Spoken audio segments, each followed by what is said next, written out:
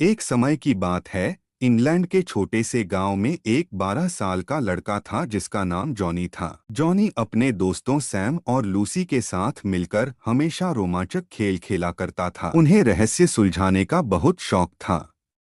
गांव के लोग उन्हें जासूस टोली कहकर बुलाते थे। एक दिन गांव में एक अजीब घटना घटी। गांव के पुराने महल से एक बहुमूल्य हीरा, जिसे ब्लैक डायमंड कहा जाता था, चोरी हो गया। यह हीरा बहुत पुराना और शक्तिशाली माना जाता था और गांव के लोगों का विश्वास था कि इसमें जादुई शक्तियां हैं। पूरे गांव में हड़कंप मच गया और पुलिस भी इस रहस्य को सुलझाने में असफल हो रही थी। जॉनी और उसकी टोली ने ठान लिया कि वे इस रहस्य को सुलझाएंगे। सबसे पहले वे महल के चारों ओर जांच करने लगे। उन्हें वहां कुछ संदिग्ध निशान मिले जो किसी भारी चीज के घसीटे जाने के प्रतीत हो रहे थे।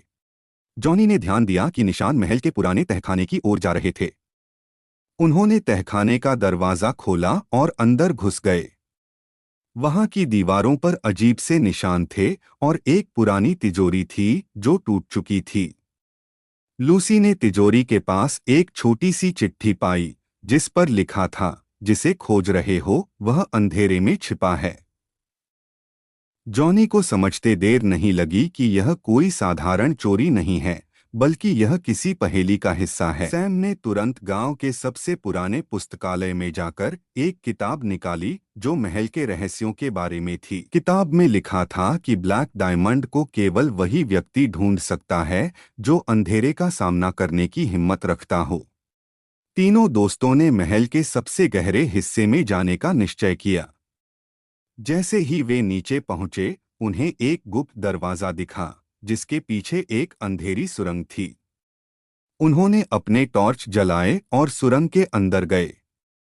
अचानक सुरंग की दीवारों पर चमकदार पत्थरों की लड़ी दिखाई दी जो उन्हें एक बड़े कमरे की ओर ले गई। उस कमरे के बीचों बीच एक विशाल ताबूत रखा था और ताबूत के ऊपर वही ब्लैक डायमंड चमक रहा था।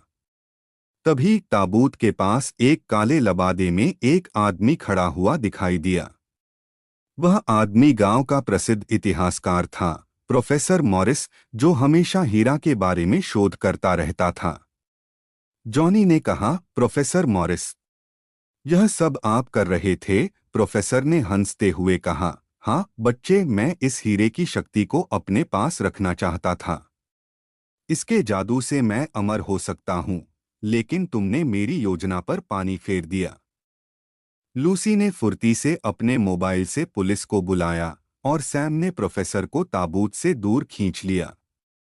थोड़ी ही देर में पुलिस वहां पहुंच गई और प्रोफेसर मॉरिस को गिरफ्तार कर लिया।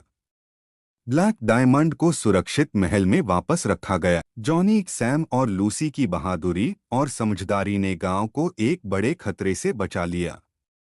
उन्हें उनके साहस के लिए गांव के सभी लोगों ने सराहा और जासूस टोली के नाम से मशहूर कर दिया। तीनों दोस्तों ने इस अनुभव से सीखा कि सच्चा जासूस वही होता है जो कभी हार नहीं मानता।